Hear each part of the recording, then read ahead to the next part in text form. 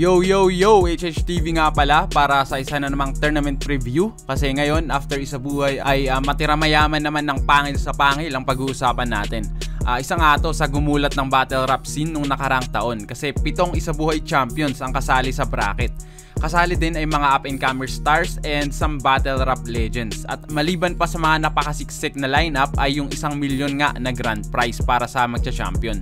Talagang naging big news ang movement na to ng pangil sa pangil. What a way para magpakilala sa mundo ng battle rap. Ayun, tulad ng ginawa natin sa 2024 Isabuhay preview, meron din tayong 3 labels dito to categorize yung mga kasaling MCs. Pero start muna tayo sa mga first round exit so far. Zaki, na as usual solid yung pinakita niya pero nabitin lang laban sa isang preparadong sak maestro. Ganon din si K-Ram na pangdikdikan din ang baon pero mas naangatan lang talaga nung naging performance ni Sixth Threat. Badang na nagpakita ng kakaibang showmanship and entertainment value nung laban niya. J-Black na natalo sa isang controversial battle pero still nagpakita pa rin ng pangkampyonatong performance. And si Invictus na na-short din sa isang dikit na laban against fellow Isabuhay champion Aklas. So much star power makikita mo sa 5 pa lang na eliminated na.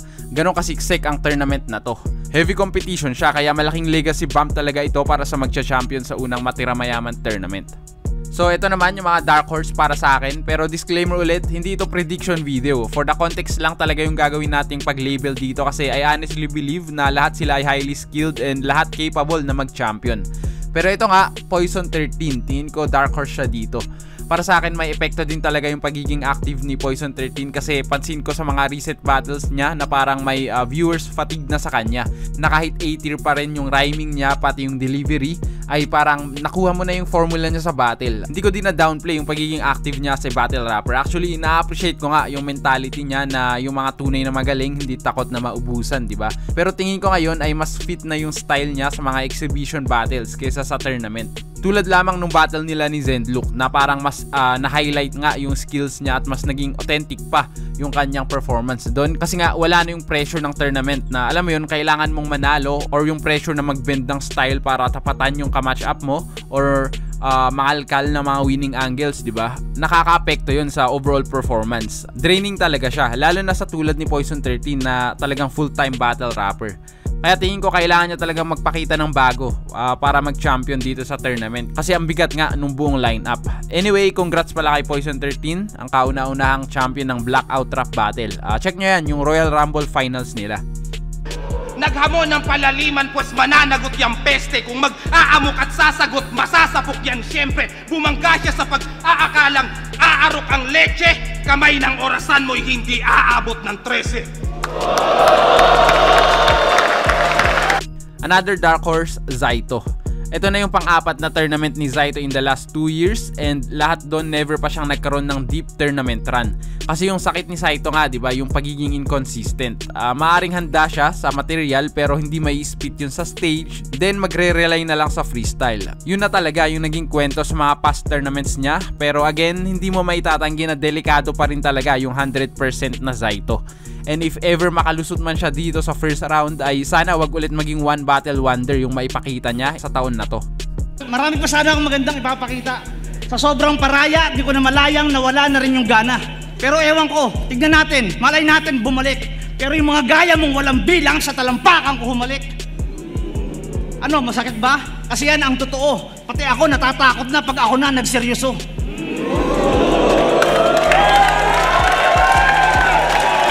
And panghuli para sa dark horse, tingin ko highly disrespectful to pero pistolero.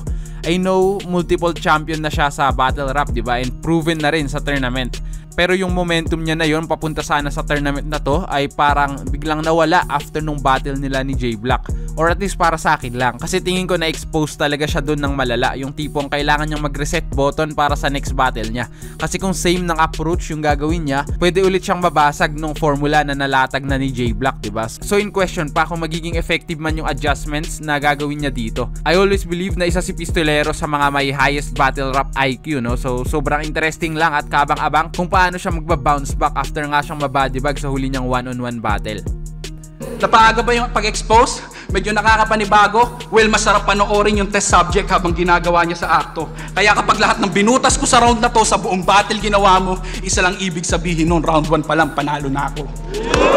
Peace to him, mother! Mapunta naman tayo sa mga tingin kong major threats. Simulan natin kay Akata. Akata over pistol mainly dahil nasa second round na si Akata, diba? Pero yun nga, yung personality niya sa battle is something very intriguing dahil nga sa tapang na mag-point out ng mga subject na ayaw i-touch ng mga ibang MCs. And sobrang nagiging effective nga yung ganitong approach ngayon. Kasi diba parang teknikalan yung labanan ngayon pakitaan ng skills, diba? Tas biglang naghain si Akata ng kakaibang timpla sa battle. Pinangatawanan niya yung identity ng pagiging antagonist hanggang nga sa dumami na yung nagro-root sa kanya. Yun, yung hugot sa storyline niya sa battle rap ay nagkaroon na rin ng impact na tingin kong malaking advantage niya din dito sa tournament. Syempre yung rectang no holds barred na way of writing given na yon, pero yung nahulman niyang character ng isang Akata yung talagang magiging threat dito. Al-Qaeda yung bomb, pumondo ng yin, nawala yang balanse biglang alakazam. Kung sa Muslim ito ay haram, Allahu Akbar, hindi ito prank, paktay ka badang. Intro pala. Isa rin sa naka-advance na sa second round, ang pinaka-unpredictable sa tournament na to, Aklas. Sobrang lakas nga nung naipakita niya sa first round. Imagine nyo, nanalo siya nang hindi ginagamit yung signature line niya na magpa-uwi, diba? Doon pa lang alam mong seryoso si Aklas dito. Talagang nagsulat siya pero biggest weapon pa rin talaga yung kanyang unorthodox na style. Yung ability na magpasok ng freestyle sa gitna ng sulat tsaka mabalik yung malakas na punto ng kalaban ay malaking winning advantage pa rin talaga kay Aklas hanggang ngayon. And yun nga, yung ganong style niya ay mahirap din butasan kasi kahit mag-formulate ka ng magandang strategy at na-execute mo yun ng perfect sa stage, pero pag binanatan ka na ni Aklas ng effective na observational freestyle, maaaring mabaliktad niya agad yung takbo ng battle. Ganong kadelikado si Aklas, parang clutch siya lagi maglaro. Kasaysayan dala ng pangalan ko, di nagsisinungaling ang numero. Kauna-unahang immortal, kauna-unahang immortal, ika'y pang-10 lamang. 10 taon na ang immortal, ika'y 1 buwan pa lamang. Sunod ay si Lipcram. Still isa sa mga pinakamahirap na kalaban to if you're a battle rapper dahil magaling siyang mangengkoy at the same time kayang-kaya niyang makipagsabayan pag lyrikalan na. Probably the most well-rounded battle rapper ngayon. Tsaka yung naging sort of signature style niya na line marking, mapapansin sa huling dalawang laban niya against Goryong Talas at Damsa na parang nag-move on na siya or minimal na yung pag-line mark niya. Diba kasi parang nagiging subject nga ito lagi sa mga comment sections na sinasabi nila na nakakaumay na daw yung line marking na estilo. So siguro masasabing good thing na hindi na masyadong nagbababad si Lipcram dito kasi ka-mash up niya sa round 1 ay si Lanceta na tinalo niya na dati gamit nga yung gantong style, and tingin ko mahirap i-replicate yung panalo na yon if same din yung approach niya sa battle. So tingin ko magandang buwelo tong adjustment going into the tournament. Upper class sa aming batch mas nauna yan ilatag, pero after that na pag-iwanan at ni hindi nga nag-stand out.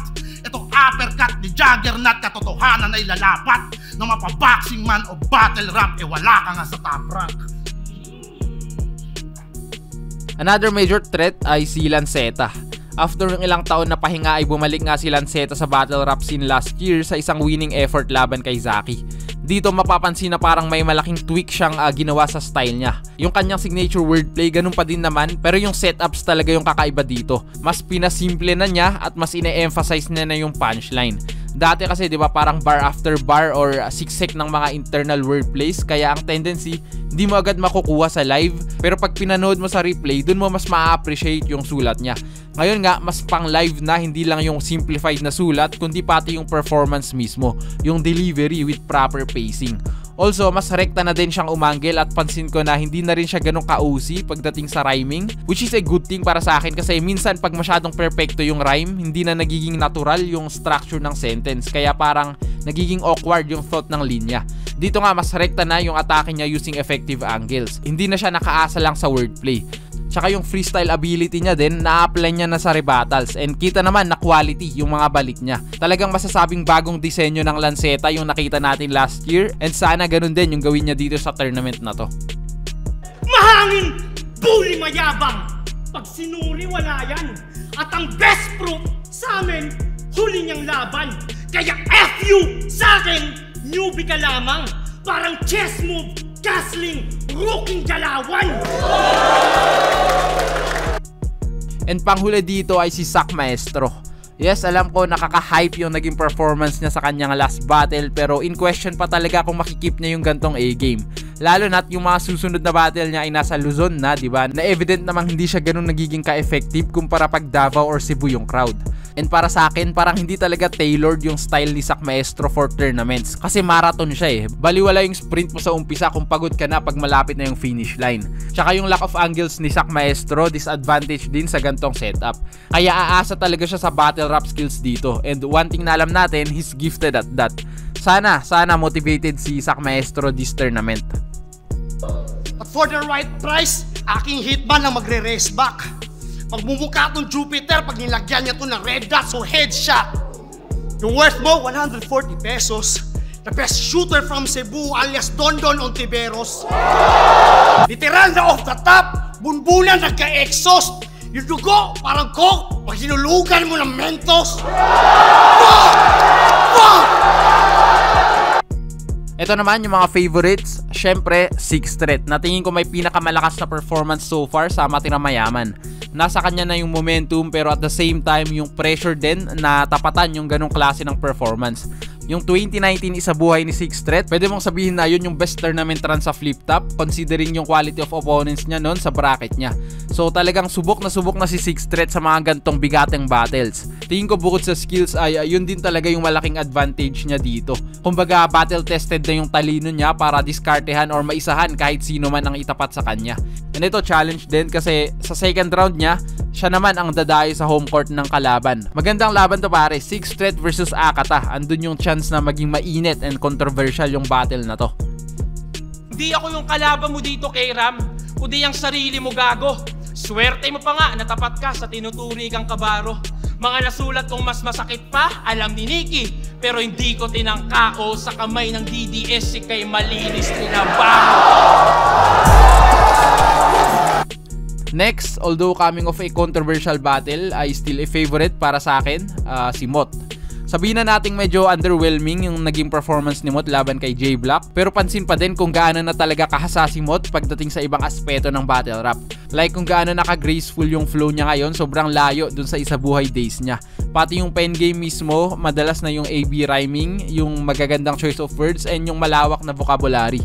Parang ito talaga yung points of emphasis ni Mot sa mga recent battles niya, kaya you can say na nag-improve pa talaga yung overall niya as a battle rapper. Yung parang kulang nga lang sa huling battle niya ay yung nakasanayan nating quotable punchlines sa kanya. And feeling ko lang nakulangan din siya sana ipakita niya last time, kaya tingin ko incoming pa talaga yung perfect form ni Mot sa tournament na to. Ako yung laging di nagpapadaig sa pandinig nila at rato. Kaya magkamali lang ng katiting, ang dami agad dismayado. Samantalang ikaw, lakas agad ng dating kahit di naman gaano. Kaya magkaiba tayo. Ikaw yung nagiging mahusay lang sa paningin kasi di inaasahan sa panalo. Habang ako, nakasanayan ng magaling kaya hinihintay na lang matalo. Panghuli, 2x2 and isa boy champion, ang pagbabalik sa battle rap, Shay. 5 taon na siyang naging inactive sa battle kaya kaabang-abang nga yung pagbabalik niya dito.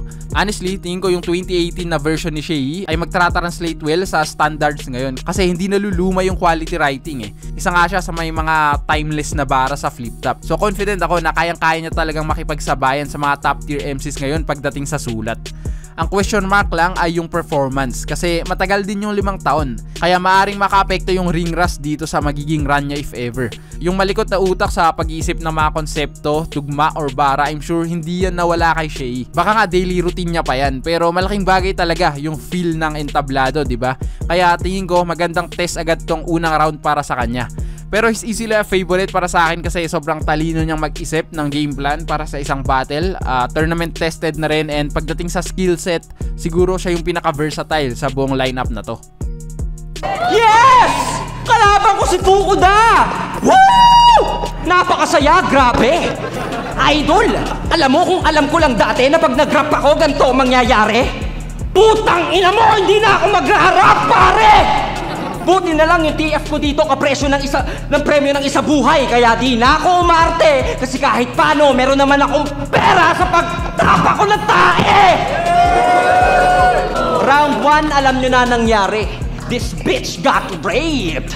Round 2, parang movie. I spit on your grave. At dahil maraming bulag na hindi naniniwala at sa akin may hate, o yan yung dura ko, gawin mong visual 8 times! So yun guys, ang short preview ko para sa Matira Mayaman. Kayo, anong masasabi nyo sa bigating tournament na to? Feel free to share your opinion sa ating comment section. At kung nagustuhan mo yung gantong klase ng content, click mo lang ang subscribe button para ma-update ka agad pag may bago tayong upload. Next time ulit guys, peace!